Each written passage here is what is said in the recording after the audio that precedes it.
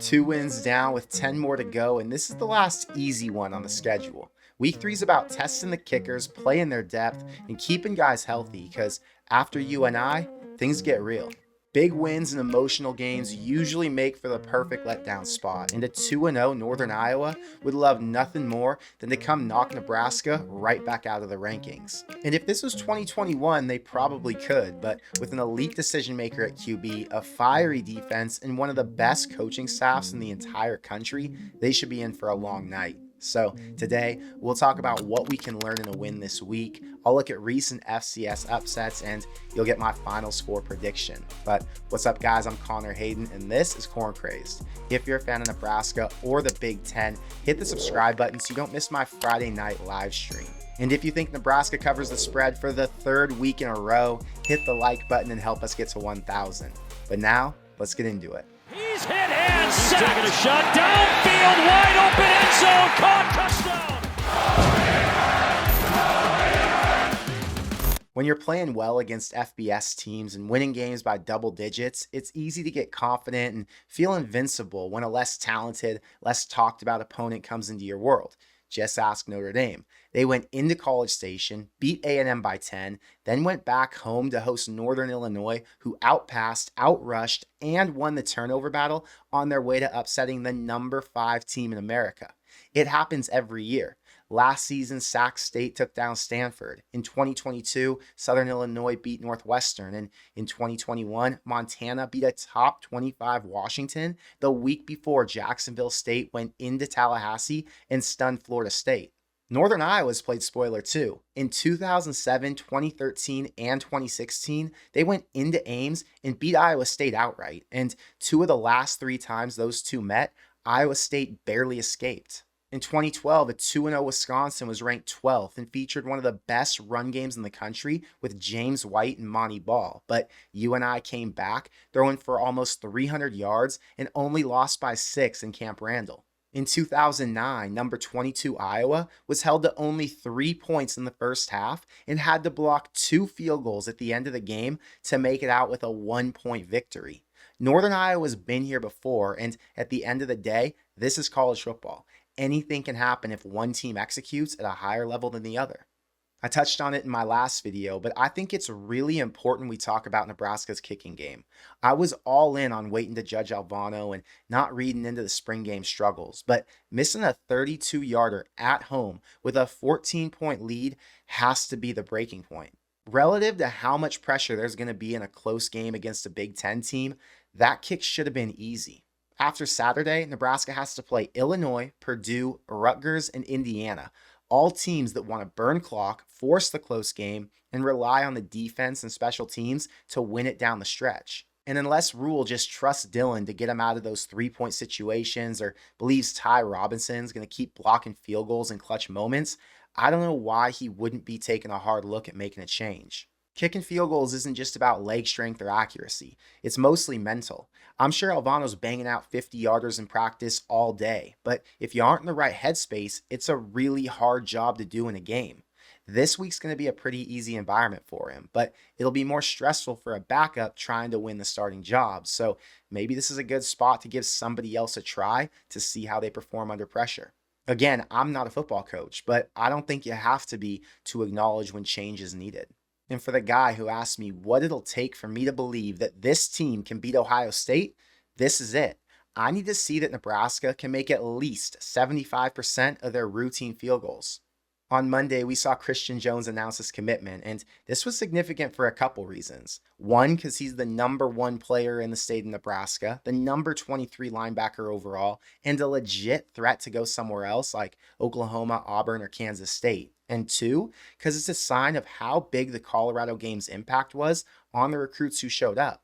There were multiple big names in town from the 2026 class, but 5-star Michael Terry and 4-star OU commit Cortez Mills were both in attendance, 2 receivers who'd make an immediate impact if they landed in Lincoln. The facilities, NIL, and coaching staff already had these guys interested. The game environment and seeing a rivalry win now has them on the hook. Nebraska just needs to keep on winning to show their top prospects that this is a place they can come and have an experience just as good or better than places like OU or Texas. It might take until signing day, but Nebraska's not done bringing in top tier talent. The latest FCS coaches poll dropped, and 2-0 Northern Iowa ranks 21st nationally after starting the year off 2-0 against Valpo and St. Thomas. Mark Farley's been their head coach since 2001, and he's won 180 games, finished the season ranked 16 times, and has 17 playoff wins.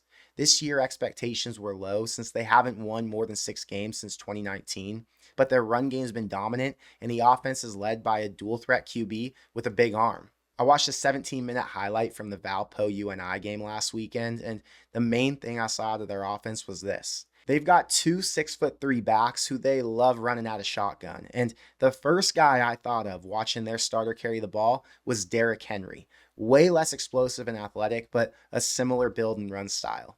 Ty Edwards has 29 carries for 310 yards, and Amari Hickson has 31 for 198. But their QB is probably the biggest threat against Nebraska's defense. Aiden Dunes only completed 55% of his passes for 215 yards, but the way they score on this D is by forcing everybody to stop their top two backs, then taking deep shots over the top, hoping that one of them hits. We saw North Dakota State match up really well with Colorado and almost pull off the upset a couple weeks ago, but their offense had multiple weapons who could play at Power 5 schools, and I just don't see anybody like that at Northern Iowa. You look at who has the edge, and Nebraska owns every category except for motivation. If I'm in Nebraska's meeting room this week and I'm watching film from a team who's got no business walking onto the same field as Dylan Raiola or any one of the black shirts, it's really hard to wake up and get excited about this game. On the other side, Northern Iowa's got multiple players who've either dreamed of playing for or against Nebraska, so they don't want to squander the opportunity. UNI has way more motivation than any of Nebraska's starters, but maybe the second or third team wants to go out and prove the point that they belong on the field too. I saw Nebraska listed as a 27.5-point favorite, the same spread we saw against UTEP, but I don't think you're betting on the same team. We heard Rule say before the UTEP game that the goal that day was to play so well early on that the second and third team gets in early and plays a ton in the third and fourth quarter, which is exactly what happened. This week, I think that's even more extreme. First off, it's a short week. Nebraska's got Illinois at home on Friday night, so the less hits the starters take, the better and more fresh they're going to be for one of their biggest games of the season. Second, UNI's a lot less talented than UTEP, and I wouldn't be surprised to see Nebraska up 35-0 at half, then to see Harburg, Emmett Johnson, Gabe Irvin, Alex Bullock, or anybody else who had limited playing time against Colorado play a significant role on Saturday.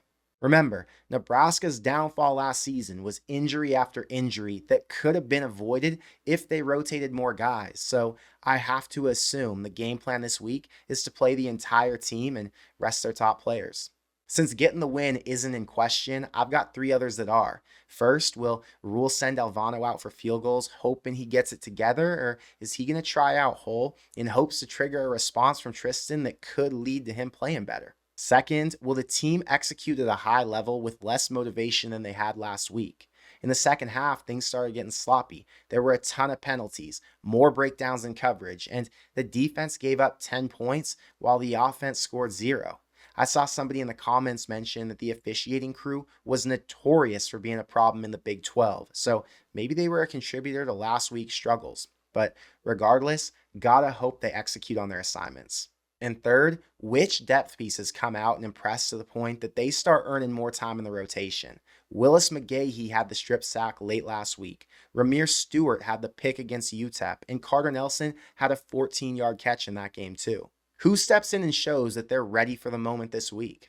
Making a prediction when you don't know what you're going to see is really tough, but if Nebraska was going to play the starters all the way until the fourth quarter, I'd expect to see them win something like 62-3. Now, I'm actually predicting a heavier rotation early on, so I don't think we'll see it get out of hand that quickly. Nebraska's going to keep it simple on defense and use a lot of different weapons on offense to give everybody a chance to shine, so the scores might not come as quick. With that said, I still think we're in for a dominant performance, and the offense has too much talent not to score. So I'm taking Nebraska to win 49-7, and hopefully we find out who's ready to step up in big moments since the team won't be this healthy for all 12 weeks this season. But I want to know what you think, so let me know in the comments below. Do you think Harburg comes in and throws for 100 yards on Saturday, or do they just want to see him grind out the run game and burn time on the clock? Behind the two starters, who's your pick to lead in rushing yards this week between Gabe Ervin and Emmett Johnson? And what's your prediction from what we'll see in the kicking game? Does Alvano figure it out, continue to struggle, or lose the job altogether? I don't know what to think about the low field goal percentage, but I'll tell you one thing. If it doesn't get solved before Rutgers and Indiana, I don't know how anybody can expect to be undefeated going into Ohio State. But that's all I've got for today. So until next time, thank you for being here, and I will see you in the next one. Go Big Red.